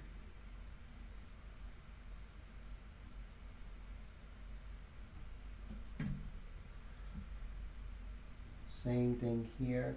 Now when you're doing these, make sure that you know which side, where there's a dark, there's going to be a corresponding light on one side. And on these, the corresponding light is on the right side because the light's coming from the left side. Okay? So just make those mental notes, and then once you make that mental note, it's easier to go ahead and put that light next to the dark in the right area. In the event that it is too dark, no worries. Just go ahead and lighten that up. Just touch it a little bit. So next week we're going to actually start coming in with some darker values and actually some really nice highlights. I don't know if next week is going to be the final one for this particular painting. If it is, that'll be cool. If not, part 5 is right around the corner. Okay, so we're going to go ahead and go back. There we go. And we just always make sure you take care. One of the things I really laugh when I see airbrush artists, and they come in with a brush, and the brush is in such bad shape. Now, you guys, I'm going to say a little pet peeve of mine. When I see airbrush artists, especially custom airbrush painters, and they're using a pencil, they use a freaking #2 pencil without a point. I mean, you're an artist. Get yourself a good freaking pencil. Don't use a #2 pencil.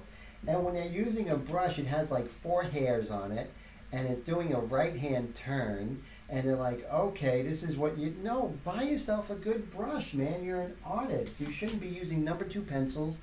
And so that's one of my pet peeves about a lot of custom painters, you know? You know, you're an artist. Use good quality materials, regardless of...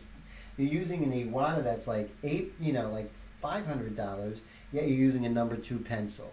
What?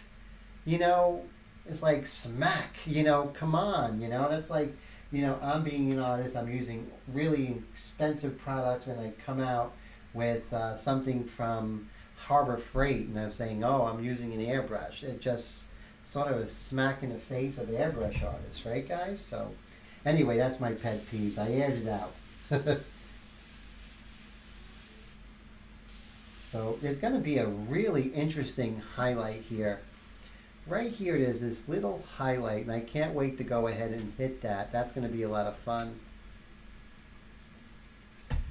So Superkiller says they're saying the East Coast is going to get a freeze. That's what everyone's saying, like in the teens, right? So you went out early and it was sleeting. I got home just in time for that. And I got to go to my mom and my sister's house tomorrow. So I have to go out in this cold, but that's okay. That's what hats and gloves are for, right, guys? So a lot of these darks, which I was putting in, actually will appear dark once I come in with the white. So that's interesting. Okay, then over here, we're just going to lighten things up a little bit before we call it a night. Same thing here. Just going to lighten things up a little bit.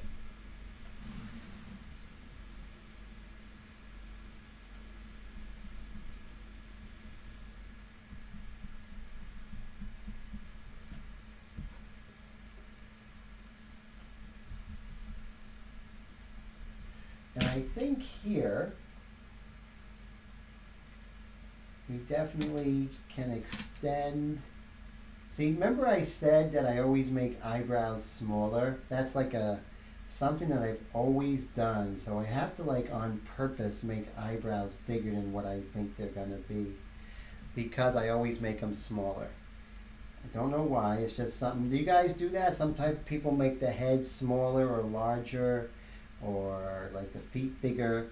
We all have our little weird inclinations or proclivities when we're painting.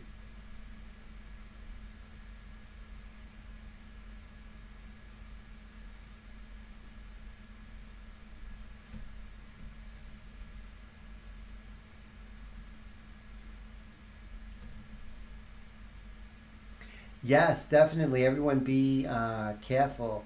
So Wendy says she has her air conditioning on. What was the weather like today? That's crazy. Wow. Talk about different climates, right?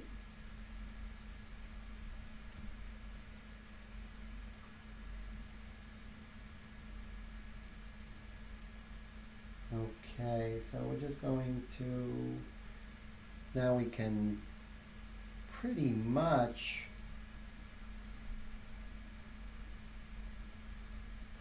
so you see I actually went ahead and made her eyebrow a little bit larger. And I'll go ahead and darken that up a little bit. And then with her lips here, I'm going to make that a little bit lighter.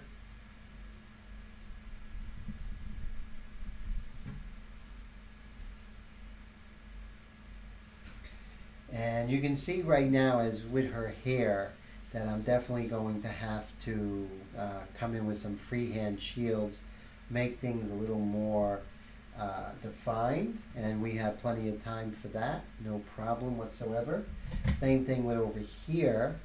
With this eye, we can definitely blur this out a little bit.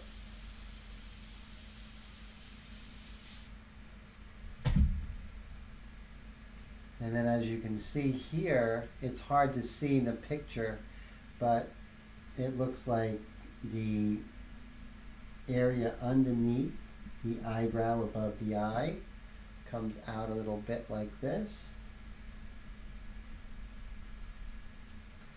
And we can just very slowly, but you can see these little changes here and there, which I'm finally getting to see, really are starting to give us the character of Alana there.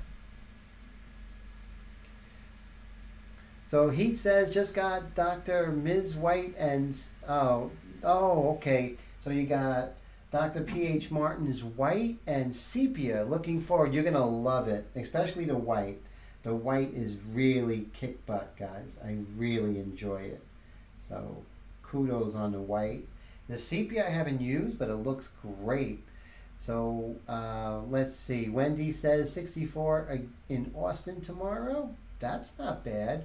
And Friday will be 77, which is pretty good, I think. And 12 degrees, 10 degrees in Heath. Wow, that's cold. But I think we're going to be right around there. We're going to be in the teens, so we're going to be freezing together there, Heath, that's for sure. And then Colin, if you're out there, I know you're in Ontario, so I know you're dealing with the same kind of frigid temps there.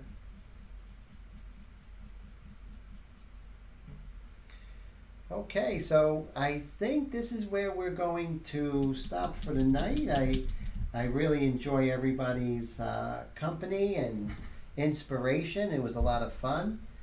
I really enjoyed it. So we made it to another week, and so next week we are going to go ahead and finish her up here and sort of bring her together. And we're not going to be done yet, but we're going to continue working. Maybe next week and then one more week after that, I'm thinking. That's what I'm thinking. So there's definitely no rush. So I hope you guys have a great week. Thank you so much, everyone, for coming by. I'm going to start that Facebook page, and I'm going to email everybody. So this way we can actually post our work, ink flingers, and really do some really cool things. So I think that's going to be a lot of fun. We can interact during the week, and then when we come, we can talk about the work, and that would be great, because I want, you know, the live stream to be about you guys, you know, and this new technique and how we can use this technique to do some really great work together and bring this together. So take care, guys. Happy Thanksgiving, my Canadian friends. Happy belated Thanksgiving, right? Thanks, Norm, everyone. You know, thank you for the comment on great teaching. And have a great one, everyone. Take care of yourselves, and wouldn't trade my Wednesday nights for the world. Take care, guys.